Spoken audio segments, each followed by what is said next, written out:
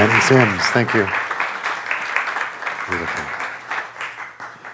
That was sweet, beautiful, and profound. I said in the first service, it's a perfect song for a speaker to get up as a pad to support. Especially for one like me, who's rarely very confident in what he's going to say. It has the consistency of unset Jell-O, would be accurate in terms of knowing what comes next. And that works for me at a certain level. Then there's the other part of me that's like white knuckles, you know. But somewhat between the tension of not knowing and the amount of surrender that goes with not knowing, there is a synthesis that seems to be more authentic than if I was more prepared. So that's why if you were at the first service, you won't hear what you will hear today, here in this service. Anyway, I digress, but it's important that I keep needing to tell more about what's so. And some people say, you tell too much. But somehow, again, there's a balance between being self-disclosing and telling too much. I don't know if I cross that line. But I think what I realize more and more, that one of my values, and we'll talk about values today, one of my values is to be real. And of course, I have no idea what the ultimate expression of being real would be. But I do know that there's a constant edge at which I'm bumping up against that I'm encouraged to stretch beyond. And I can usually feel it. And in moments when the impulse to grow and evolve is greater than my fear to withhold and to back away from that, then I'll take that extra step. And so, like many of you probably, you know, some days you're living on the edge, right? I mean, you're just taking chances, and you know, you're living life in the possibilities and throwing caution to the wind. And then other days where you're coloring within the lines of safety and predictability, right? So I'm all of that, see, and so are you. I mean, it's not like I wish it was so that our growth would then create a dimension of our being that no longer would contract to a former dimension of consciousness, but somehow it sort of, you know, it's like a beating heart, I guess, you know, where it expands and it contracts, and we can take advantage of those moments when there is an increased willingness to be more of ourself. Because, you know, I do think that once we have an experience of more authenticity of who and what we really are, we've laid tracks. You know, we've made new ground, which, you know, in a neurological perspective, you know, we probably now have a groove in our brain that remembers that we did that. And because we remember that we did that, you know, even if it's vague because we've only done it once or it's been a while, it still is a place that we can find as a place of comfort. It can become a new touchstone for us in our intention to be more of who we are. And we can say, you know, I remember when someone asked me to share in a group, and I had never done that before, and I didn't want to do it, but I said yes anyway, and I got up, and my knees were shaking, and I shared myself, and I did it, you know. And so whatever that is for us, I think it's important for us to not just look all the time of how far we have to go, because that's the surface mind, that's the ego, right? It's like, oh, I've got so much growing to do. I mean, I have this that I want to do, and this that I haven't. You know, it's so easy to look at what we haven't accomplished. But the important recognition is to see how far you've come, and to take those points in which you have exceeded your previous ability to do something, to stretch yourself, and acknowledge that as evidence that you are forward growing. You are moving in a direction of a greater realization of who you are and who you've come here to be. So, all of that said, I wanted to share with you today why we're doing this journey and why we picked this particular book. The book, as Kelly said, is The Now Effect, and you've seen it on our bookshelf for a few weeks now, by Elisha Goldstein. And this book came to my attention a couple of years ago. And there's so many books, right? I mean, really, there's just a million books out there, and there's so many good ones, and it's hard sometimes to pick one. But what I felt was particularly helpful about this one was that it has 1,000 different ways to realize the truth. And what I know about, we're all spiritual beings, but we all have our own human tendencies and things which are unique to us that make us more susceptible to insight. And it can be a whole wide range of ways that work for you individually and uniquely. So a text like this, which offers lots of different approaches for us to find that deeper truth within us, feels like a really good choice for a diverse community like this. So besides that, Elisha Goldstein is this brilliant author. He's in his early 30s, so he's like an old soul because he has all this intelligence and wisdom, and he's really become well known throughout the United States now as an authority on mindfulness psychology. And that's primarily what the basis of this book is. And the other reason that I picked the book was the nature of it. The thesis of this book is about how a moment, a single moment, can change your life. We're really good at projecting what it would take for our life to become different. Don't you have your stories? Maybe you have treasure maps that you put up on your mirror, where you've designed this whole vista of possibilities for your life that if all those things were to come to pass, your life would be good and you'd be happy again. And there's there's value in those things. It's a way of sort of, taking the unmanifest and bringing it into the manifestation. And, there's definitely space for that, and the mind is malleable, and, we can co-create our reality in some sense. But what about, and I'm more interested in this, I'm interested in the moment. I'm interested, in fact, in this moment. Now, in my high mind, I'm interested in this moment. The rest of the time, I'm with the rest of us, which I'm very concerned about what happened, and I'm very concerned about what will happen. In other words, I'm in the past and I'm in the future. I'm not very concerned at all about this moment. In fact, I skip over this moment because I don't realize that it has any effect upon the future. And in fact, this moment is the only moment that has any effect upon my life, because any other moments don't exist. Even when you're thinking about the past, which you're quite certain existed, the only time you can think about it is when? Is now. And if the only time you can think about the past is now, when is the only time that you could do something about how you experience the past but now? So, the now moment, it's been bantered about as being, living in the now, being present. And there was the power of now, and that whole sort of ran its course, and Eckhart Tolle was, a household word because he wrote that book. It's important to realize that it's like timeless wisdom.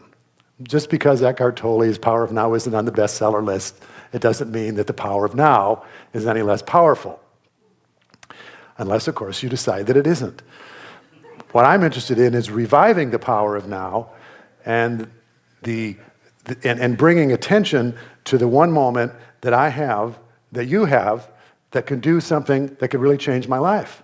And that's what the subtitle of the book is, How This Moment Can Change the Rest of Your Life. Did you know? Who knew? Didn't you think that the rest of your life would have everything to do with what you did in the future? No, you didn't. Okay. Well, anyway, I guess I'm alone. All right. So it's just me. Hey, it's usually me in the mirror, just talking about this stuff. So why it shows the book, yes. And the other reason, and I shared this at the first service, is that this really relates to your beautiful song too. It's this idea that all of the scriptures that are written, the beautiful sacred scriptures from time immemorial, have all pointed to this essential truth. that there is this presence, this power, this love, that this sacred reality that is the truth of our essence, of who we are. And like Jesus said, the kingdom of heaven is within. And this is where we live and move and have our being. That's all been said so many times in so many ways, and it remains the truth, but it remains as a reality that's separate from our awareness. And so what I'm not interested in is speaking any more things that you've heard 1,000 times, but I'm very interested in saying those things and then saying, this is how we get there. Does that make sense? That it makes the sacred more accessible. Because I don't know about you, but I've sort of given up on the idea that someday I'm just going to wake up and I'm going to wake up. That I'm going to be struck by enlightenment. And then I'm just going to bing, and I'm just going to be one of the realized ones. I've sort of given up on that. I mean, I wanted that for a long time. When I first got into these teachings 20 years ago or so, and I would read about the enlightened ones, the realized ones, and I thought, that's what I want.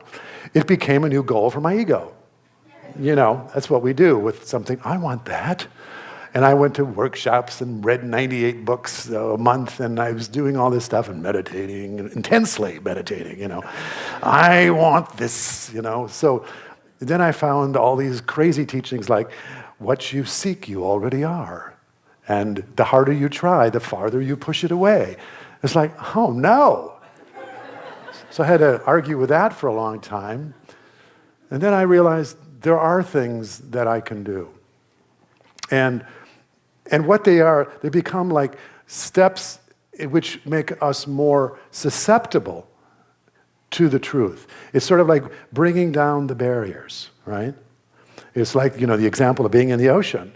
What's a barrier from you knowing you're in the ocean is not anything in reality, just like our being immersed in the reality of God. There's no actual barrier there, but perceptually there is, right? We feel like we're separate from each other. We feel like we're separate from life. We feel like we're separate from this infinite love and intelligence and energy. That's not true, but perceptually, is the problem. So I'm interested in those things which will help me bring down the barriers to the awareness of that reality. And this book is very foundational and very practical in that way. So we'll be working with that every week for the next 7 weeks. So you'll hear some truth teachings in here, but I will emphasize, and we will emphasize, and the book emphasizes, how do you get there, And, it's like the Carnegie Hall thing. How do you get to Carnegie Hall? What is it? Practice, practice, practice. And so this is practice. This is, yes, you'll read some wonderful little pithy spiritual insights in this book, which many of which you'll heard before and some which you haven't. But I think most of us are grounded enough in knowing about this other way of being. And we're just interested in, could I get a ticket? What do I need to do to cross the barrier? And so making that more accessible to us is what this series is about. Okay, so you may have heard this before, and what I want to begin with here is one of the things that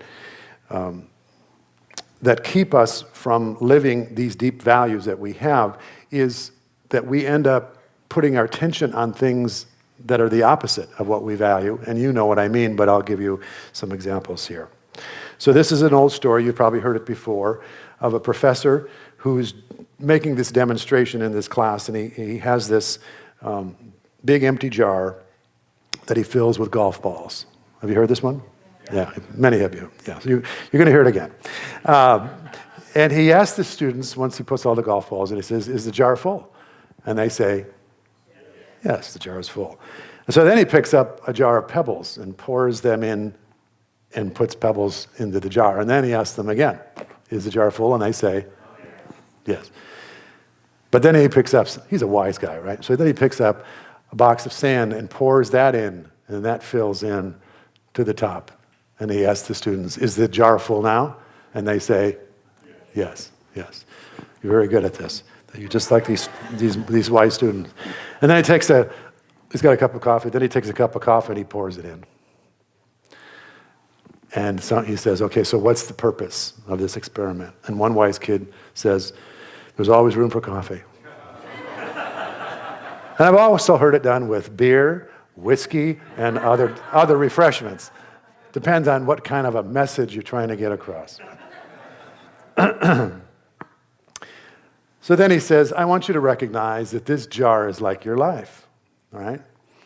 And the golf balls are the important things. That's your family, that's your partner, your health, your children, and all of your favorite passions. But really, those are your primary things. Those things that if everything else was taken away from you, you would still have a full life. The pebbles are the other things that matter, and that's like your job and your house and your car. And then the sand is everything else. It's all the details, the small stuff that we're not supposed to sweat. So the obvious lesson of this is that we do this in reverse, right? If we fill the jar with sand, all this small stuff, then there's no room for the pebbles. There's no room for the golf balls. The things that we have already established matter the most to us. So, we live in a time in which there are so many distractions. And they get to be increased all the time. And the increase has to do with a culture in which it feels, this is the sort of the irony of the situation, this culture feels compelled and compulsed and obsessed with faster and faster connection and communication. Is that not true? Yeah. Technologically, right? So I was at AT&T store yesterday. I'm looking at getting a new phone, and it's a phone that has a quad-core processor. Now, that used to be high-end for a computer. Do you understand what I'm saying? I can get that in a Samsung Galaxy Note that is as powerful as the computers that were probably out 10 years ago. And, of course, it's lightning fast, right? And there's been 3G, and there's 4G, and soon there'll be 5G, and soon it will be crazy. And all of that is with the idea that we can connect, and we can connect faster. Yeah? So here's the thing. In our intention to connect, we've created technology that helps us connect. But the technology is sort of like the Matrix, It's sort of like the machines have sort of taken priority over the golf balls, the values. And so now we find that we're constantly being interrupted throughout the day by those intentions of other people to connect with us, to the extent that we can't even be present with the people that we're with. And you know what I'm talking about. I think it's so funny. Of course, I'll probably be guilty of this one of these days.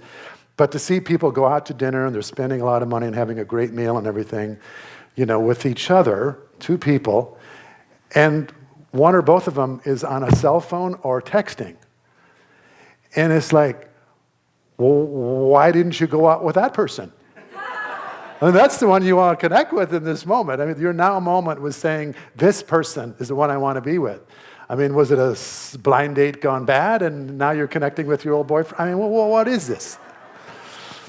But you know what I'm talking about. And we're all guilty of it, I mean, to some extent. But we have to ask ourselves, is our intention for the technology to really have us connect to what matters to us? Or is it out of a sort of an egoic-based thing to distract us? Because, I think our tendency really is towards disconnection. I'm talking about not our higher self, of course, but we're drawn towards disconnection because what disconnection does for us is it gives us a buffer to really being present to where we really, really, really want to be deep down inside, but we have lost the capacity to be present.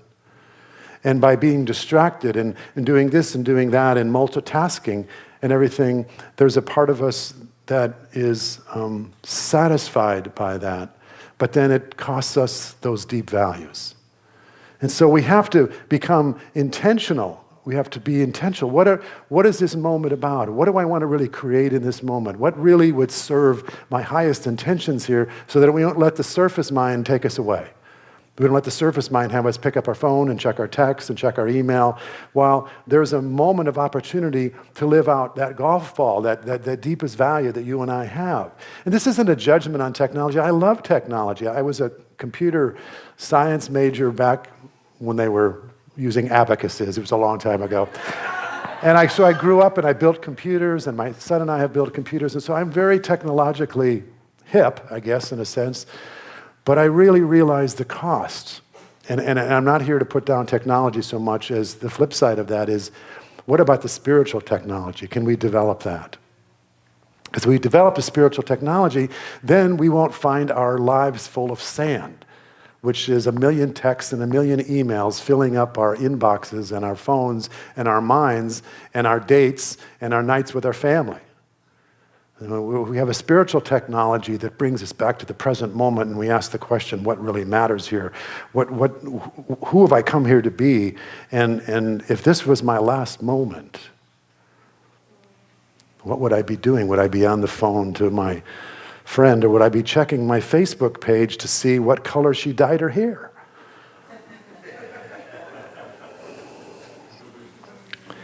So I shared with you a while back about my friend Richard Levy, who's a Unity minister, and he was the one who introduced us to Unity back in late 1980s, and really responsible for me getting into ministry, and he's been a mentor and a friend over these many 25 years or so. And that he had gotten cancer and decided to not follow the traditional approach, the Western medicine approach, and knew that the odds were just about the same whether he followed the allopathic Western approach or did it holistically. And he decided to have whatever time he had left, whether it was 6 months or 6 years, and have that he could be present and with the golf balls, the values in his life and his family. So he chose that method, and last Sunday he made his transition. And he was 64 years old, and he had gone off to Hawaii. Hawaii was a place that he dearly loved, and his daughter lived there, and he could no longer walk anymore, so he went to Hawaii so that he could experience movement in the last days of his life, and he could get in the water and swim. And he loved swimming with the dolphins and all that. So he did that and died a few days later. But he had said something when he first got the diagnosis, and a little bit when he was into it, that I shared with you, and I want to share it with you again because it speaks to this idea of our values. And he had been interviewed by Reverend Kristen, who you saw here this morning, on her FM show called Soul Talk. He said, I just finished an interview with Kristen Powell, and I told her that my favorite Bible quote for today is, "This is the day the Lord hath made, and I will be glad and rejoice in it." Now is the time of our awakening. For our family, this particular experience of cancer has brought out the bare bones teachings of life. Looking death in the face is a great catalyst for tremendous growth and change. It focuses our minds on what really matters most. It keeps our eyes open to the people around us. We live in a kind of, I don't want to miss this next moment of connection in this person, in this moment with this person. If I make a mistake, as I often do, I find I want to be very quick to ask for forgiveness. There's no time to waste holding on to anyone or anything in a fixed position. At the end of the show, Kristen asked him, "What do you want to leave the audience of listeners with if this were indeed your last day on planet Earth?" Which was last Sunday. Which, of course, could be for any one of us. And he said, "My favorite 3 questions: did I love well? Did I live fully? And did I learn to let go?" Did I love well? Did I live fully? And did I learn to let go? It's so easy to be distracted. It's so easy to let the swirling circumstances of life upend our most sacred intentions for life. And I do this really well. Denise and I do it really well together. We do a really great job. We did this week. And we had some significant, shall I say, conversations, euphemistically speaking, about whether the temperature of the room was hot or cold. Now, can you think of a more ridiculous conversation for two subjective experiences to do battle? And we did that, and then we kind of ran that out, you know. Of course, we were both right. Is it possible that two people can be right at the same time? Yes. It's always possible. In fact, you just ask anybody, and they'll tell you. It's cold, it's hot, whatever their experience is. Which has led us to think about our buildings here, that we will have thermostats in every room, in every portion of every room. Because there's no agreeing on what's the right temperature, right? So that was one of them. But the other one was about directions. And Denise said, I was going to the shot center, and Denise gave me directions to go to the shot center, and I followed her directions to a T. And I actually had her repeat them back to me. And I didn't look, which I normally am wont to do, is my little Google GPS signal, you know, which is like, yeah, I know you can't miss it, but I'm going to go ahead and check it out for myself. I didn't do that. I was in a hurry. So I followed her directions to a T.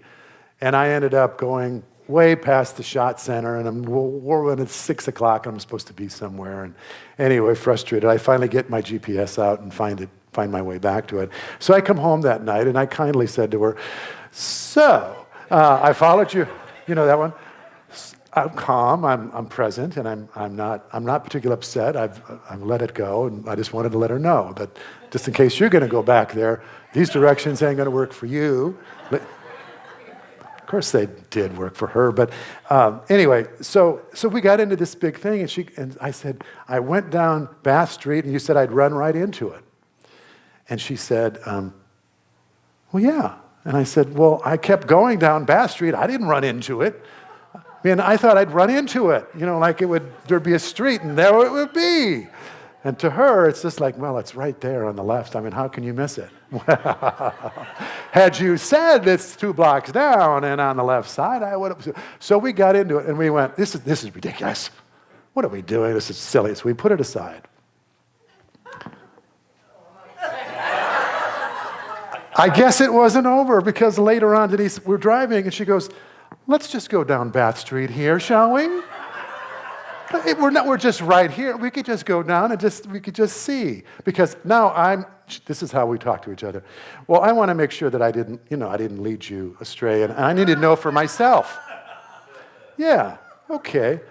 I'm kind of excited about this, right? So we start driving down Bath Street, and she goes, well, there it is.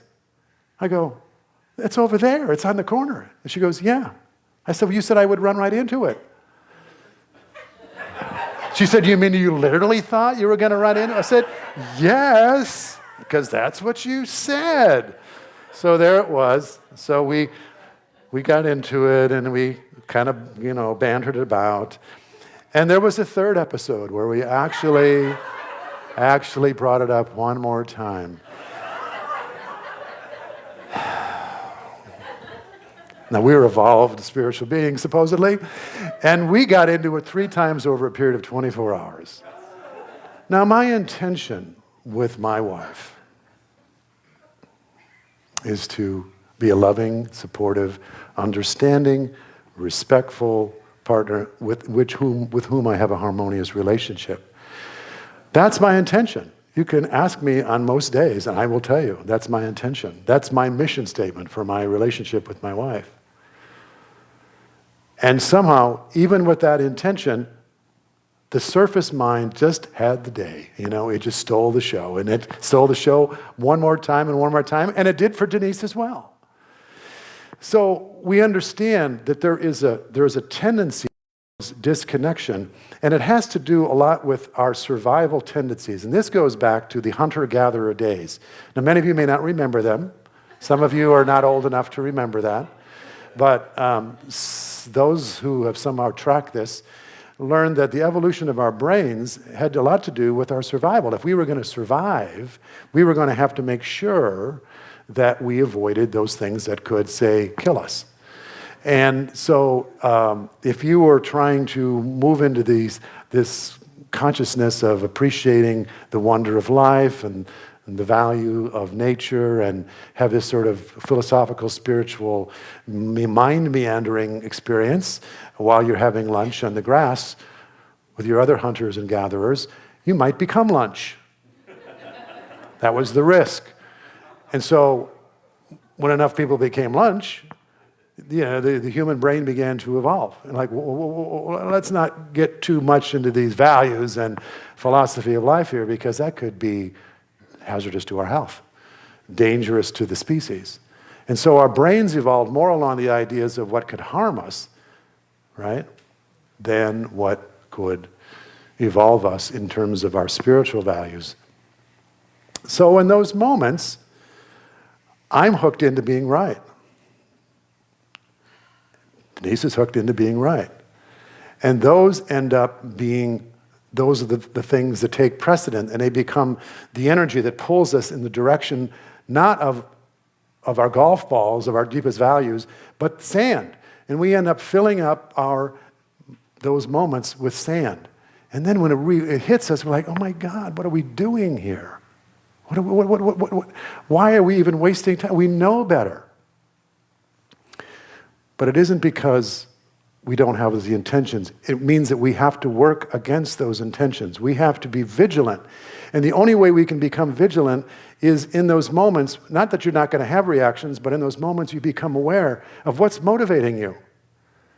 And it's like, at a moment of awareness, you and I have a choice. But if we go right from stimulus to response or stimulus to reaction, which is how this survival brain works, then we never have a moment in which we can make a choice.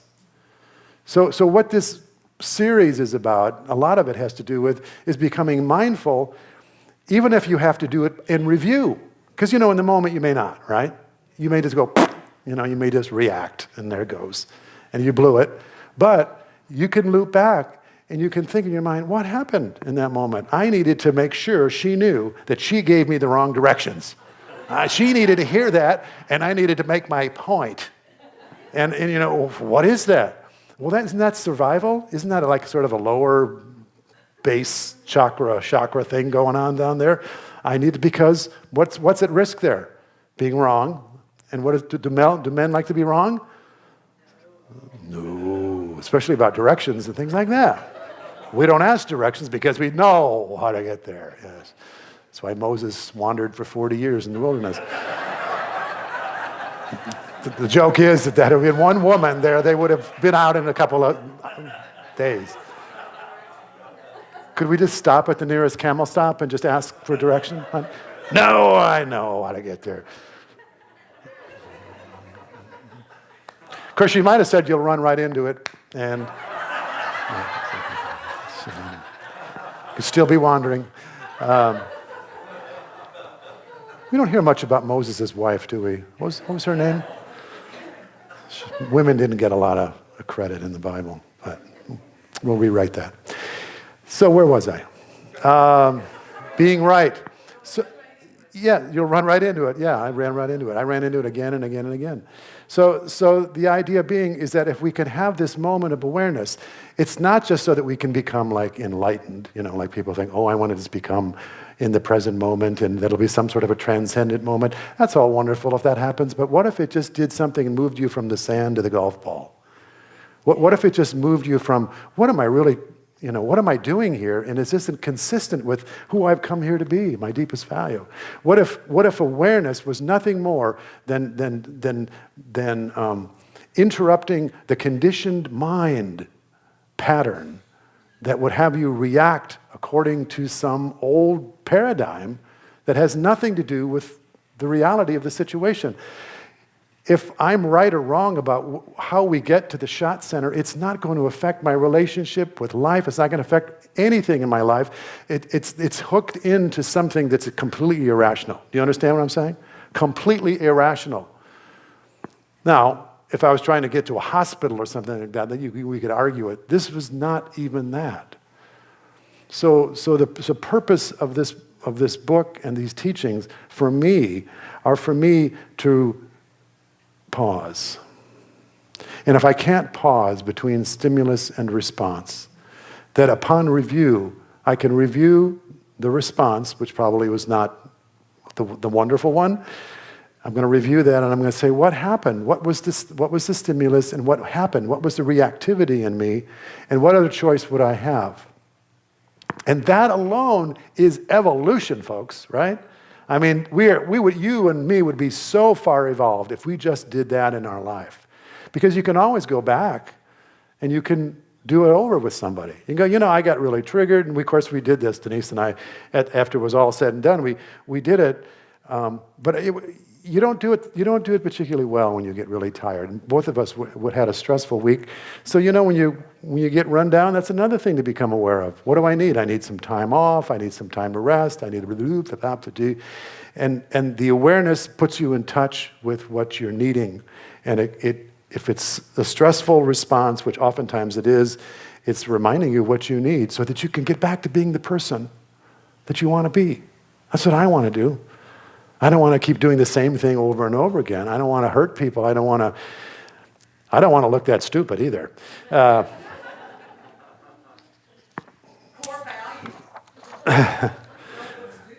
Yeah. So what I want to do with you is to spend a few minutes taking ourselves into a little contemplation around identifying those values that we all have, and seeing if we can bring those to the forefront. And if they come to you and you want to write them down, you may have an ability to do that here, or not. But Woody, would you play a little bit for us? That would be helpful. Just a little musical pad, and just get comfortable. Put everything aside for a moment, and take a breath.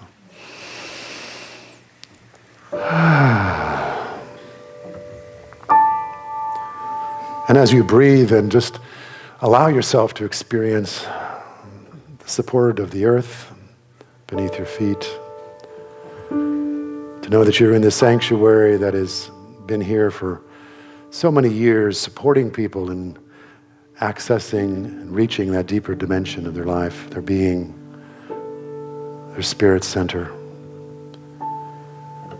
That there's an energy here that reminds us of who we are, what we are, and what really matters. And so sink into that energy now, that milieu of acceptance, the vibration that is love itself.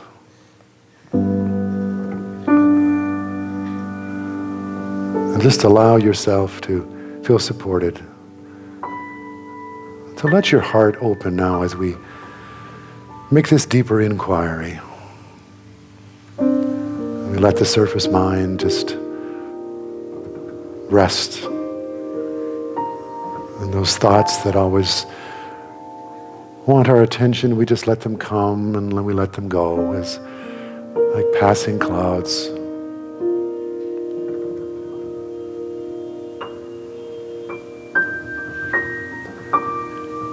And when you feel this sense of peace and calm, as this comes over you now, I just invite you to consider this question. What are the things that really matter to you? What would be those golf balls, those values that you would put first in your life? What are your priorities in life?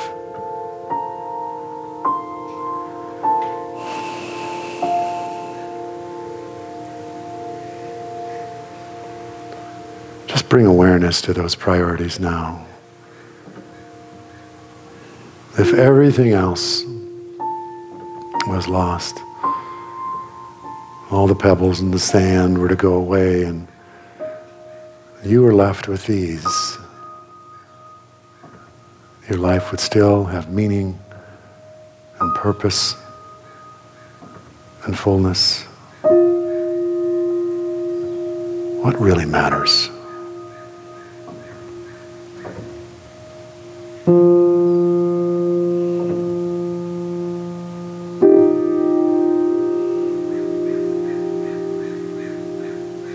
And as you identify these priorities and these values, let them rest in your heart. Let them be nestled in that deep part of you.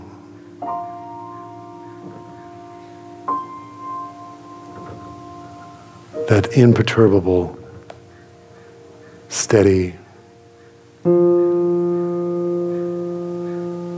eternal part. That part of you that is never disturbed by what happens on the surface.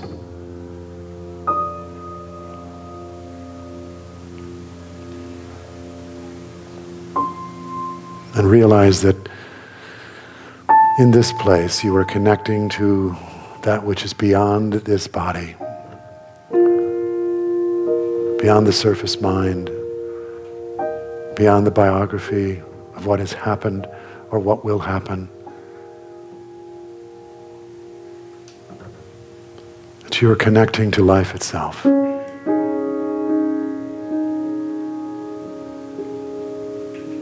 And most profoundly, you are connecting to divine love. Not the love that you've given and received as a human being, but the love that you are.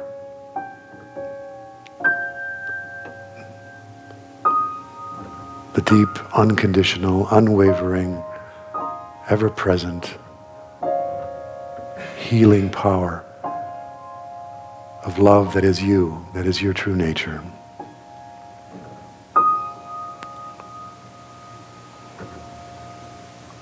And see how it is that this love is what gives rise to your values. See the connection between who you really are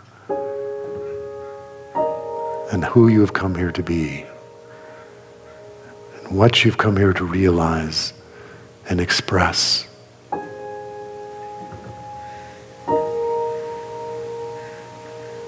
And now ask yourself, knowing what I know, with these values, with these priorities, is there one area of my life where I could make an adjustment? Or I could bring more of what really matters to the forefront of my awareness, of my expression, of my activities. What small step in the direction of who you've come here to be could you take where you would be expressing from the deep part of you what really matters?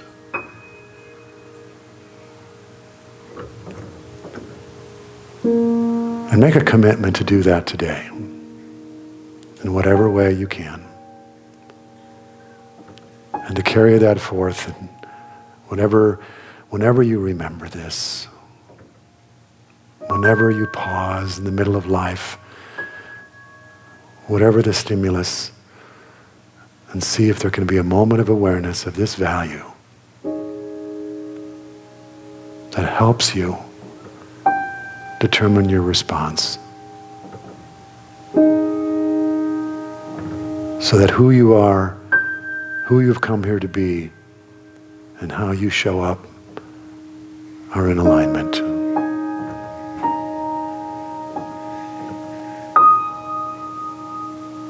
And this is the work, and this is the fruit of practice.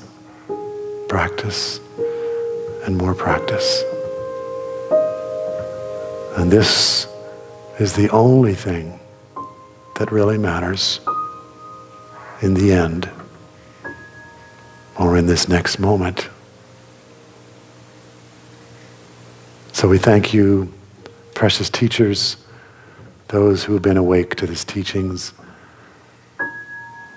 for every mystic who has awakened, and for everyone who has followed this path to realize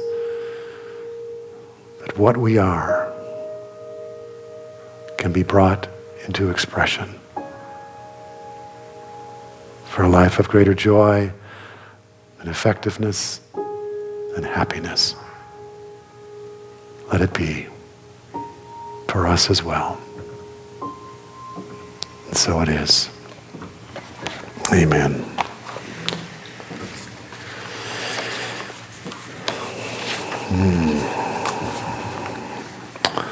So there we go.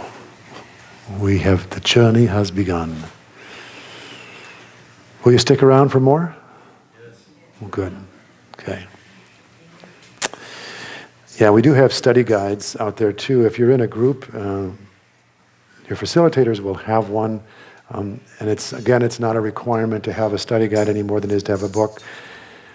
If you're going to do this on your own, the study guide has some blank journal pages in it, so you could do reflections that you otherwise might do in a group setting. So that's one option. But I'd really encourage you to get in a group, because the sharing, the diversity of how people experience these teachings and the wisdom that can come from that is quite profound. So I commend the group practice to you as well.